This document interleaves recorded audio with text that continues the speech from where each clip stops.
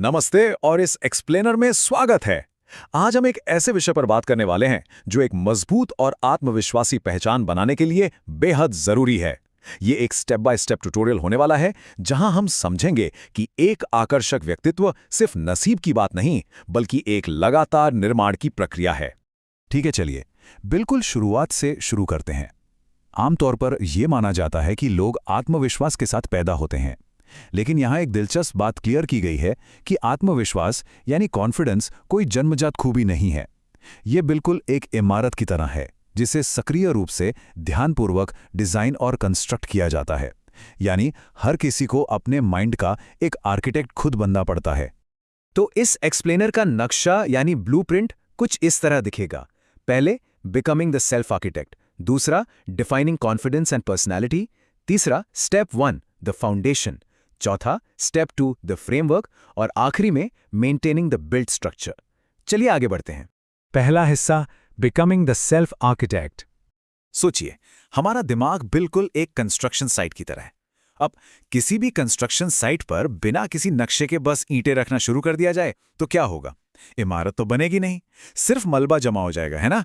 इसीलिए शुरुआत करने वालों के लिए सबसे पहली सीख यही है कि पर्सनल ग्रोथ अचानक नहीं होती। इसके लिए एक सोचा समझा डेलिब्रेट ब्लूप्रिंट होना एब्सोल्युटली क्रूशियल है। आते हैं दूसरे हिस्से पर, डिफाइनिंग कॉन्फिडेंस एंड पर्सनैलिटी। अब कॉन्फिडेंस के बारे में ये जानना सच में दिलचस्प है कि ये सिर्फ एक एहसास नहीं है, ये एक छिपा हुआ इंटरनल ब्लूप्रिंट है। ये वो अटूट भरोसा है जो किसी भी इमारत के खड़े होने से बहुत पहले दिमाग में बन जाता है। अगर अंदर ये नींव नहीं है तो बाहर का कोई भी दिखावा ज्यादा दिन टिक नहीं सकता। और फिर आती है पर्सनैलिटी डेवलपमेंट। अगर कॉन्फिडेंस जमीन के अंदर का नक्शा है तो पर्सनैलिटी वो बाहरी दिखाई देने वाला फ्रेमवर्क है जो उस नक्शे पर खड़ा होता है। दरअसल ये हमारे उसी इंटरनल प्लान का बाहरी प्रदर्शन है। ये दिखाता है कि एक नया बना हुआ ढांचा दुनिया के सामने खुद को कैसे पेश करता है। तीसरा भाग, स्टेप 1 द फाउंडेशन।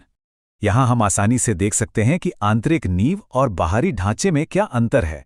अंदर का भरोसा और अकेले में भी टिके रहने की क्षमता बाहरी सामाजिक आदतों से बिल्कुल अलग है।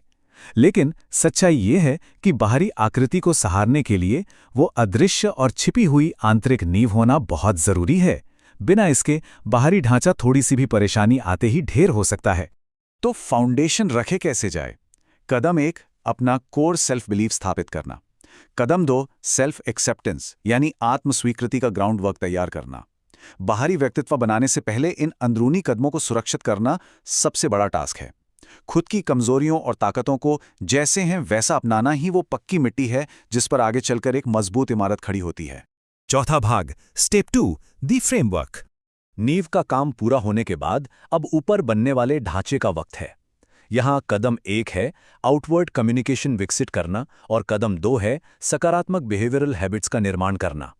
जब अंदरूनी विश्वास मजबूत हो जाता है तब ये बाहरी आदतें उस नींव के ठीक ऊपर सेट होने लगती हैं।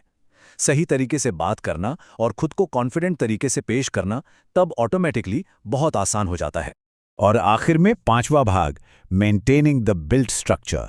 इमारत बनकर तैयार हो गई है, लेकिन असली काम तो अभी बाकी है, मेंटेनेंस। एक बहुत ही क्रूशियल पॉइंट यह है कि डेली हैबिट्स की देखभाल किसी भी व्यक्तित्व को बचाकर रखने के लिए जरूरी है। खुद से हम क्या बातें करते हैं, लोगों के साथ कितना एक्टिव कम्युनिकेशन रखते हैं, अपने पॉजिटिव पोस्चर को कैसे मेंटेन करते हैं, और सबसे जरूरी अपनी रोजाना की छोटी जीतों को रिव्यू करना। ये आम सी लगने वाली छोटी छोटी डेली आदतें उन ईंटों की तरह काम करती हैं जो पूरी पर्सनैलिटी की दीवारों को हमेशा खड़ा रखती हैं।